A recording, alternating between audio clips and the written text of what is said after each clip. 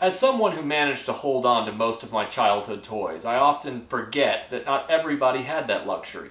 Sometimes you sold them at garage sales, sometimes they were given away to younger relatives, and sometimes you just lost one or two. We got a letter from Tim in Illinois, and he told us that when he was a child, he lost all of his toys in a house fire. He thought he had lost all of his Star Wars toys. And then a few years ago, miraculously, he unearthed one single Star Wars figure. The reason this figure was spared from the fire was because where the fire started in the house where his toys were was not where this one figure ended up. He had separated it from his other toys because he had painted it. And the reason he painted it was because he wanted R5-D4 to look like a different astromech droid from the Star Wars trilogy. He had seen how many of the droids were different colors, and so he decided to paint R5-D4 in a complete solid red. And in doing so, he realized he'd done a poor job, and so he couldn't stand to look at it, so he separated it from his other toys. And that's how it survived. So he contacted us and asked RetroBlasting if we would try and restore it for him, because it's the only one he has left. We looked at the photographs, it looked pretty dire, but we thought, you know what? We're going to give this a shot. The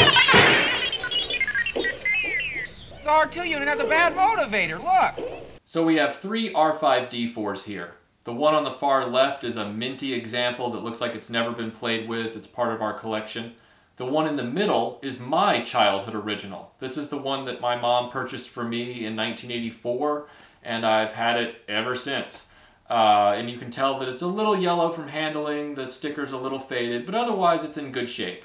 And the one on the far right is Tim's. You can see that Tim's is really far gone. Not just with the paint, but the fact that the legs are very loose. They're really wobbling around. We're going to have to find a way to fix that. The chrome is worn off on his neck. He's just in a bad way, but I don't think he's beyond help. I think we can actually save this figure. It's going to be an extensive process, but RetroBlasting is going to do everything we can to salvage it. Obviously, we don't want to destroy Tim's last surviving toy.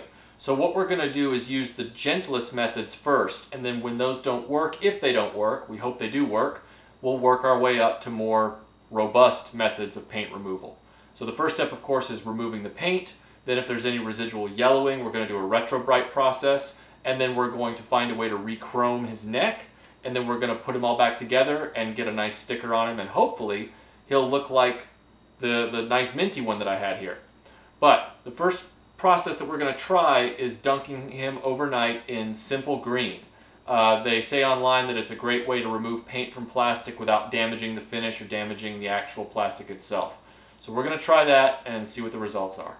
The nice thing about R5-D4 and R2-D2 is that they're some of the few figures in the Kenner line you can actually disassemble. Unlike the rest of them, you know, they're sonic welded together with plastic seams.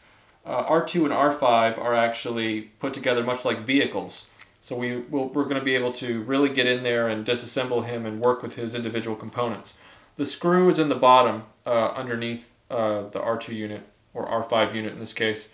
Just grab your screwdriver, center it up, hold the head so that it doesn't get away from you, and let's try and turn it.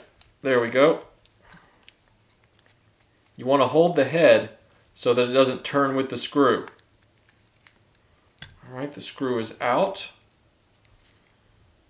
And now he should just come apart. I wonder if Tim tried to take him apart back in the day. There's a lot of information online about using simple green to remove paint from plastic. As a gentle method to start with anyway. So that's what we're going to try first. I'm going to use a 1-to-1 ratio, so 1 part simple green, 1 part water, and then I'm just going to go ahead and put these pieces in to let them soak overnight. I'm not going to put the chrome piece in there because I don't really know what this process will do to the vac metallized plastic, so I'm just going to deal with that later. But for now, I'm just going to put 1 part simple green, 1 part water, put in the pieces, and then I'm going to cover it with like saran wrap to cut down on the smell. This stuff smells kind of green. And then I'm going to check it tomorrow night, about 24 hours soak time, to see how well it has worked. I'm just going to push this guy down, make sure they're fully submerged in that. And that's pretty much it. Pretty simple.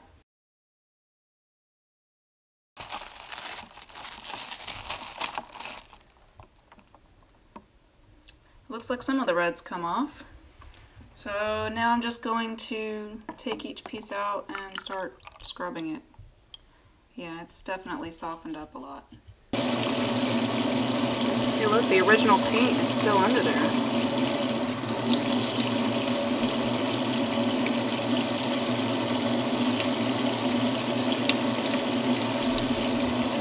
Look at that.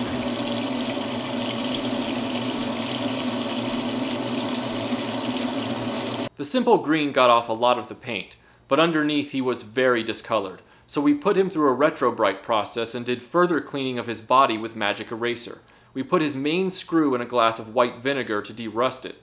His chrome neck was given a 20-minute soak in oven cleaner, which removed the remaining paint and what little chrome was left, but that was just the beginning. One of the challenges we faced was that this piece here needs to be chromed, and we discovered through some research that the best option for that is this product here. It's All Clad 2 lacquer. In order to do that, we needed to strip off the paint that was originally on the piece, which we used Easy Off to do that. And now we're going to apply a base coat of gloss Testors enamel paint, and then we're going to top that off with the All Clad. So let's get started.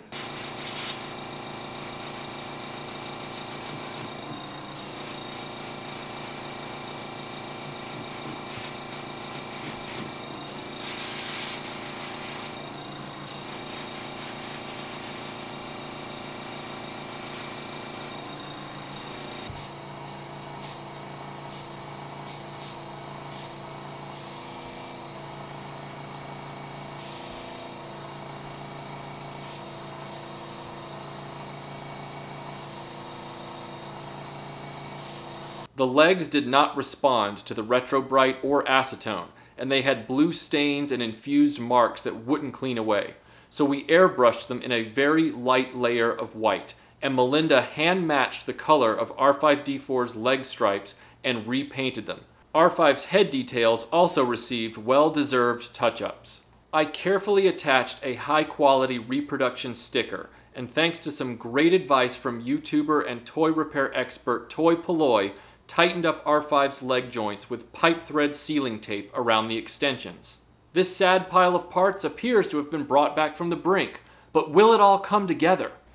One of these is my Minty Vintage Original, and the other one is Tim's. Can you tell which one? Yeah, that's how good the result turned out to be. This R2 unit no longer has a bad motivator. When Tim's R5-D4 first arrived at our doorstep, we weren't sure if we'd be able to help it. It was in a bad way. As you saw, it was about as bad as a figure can get.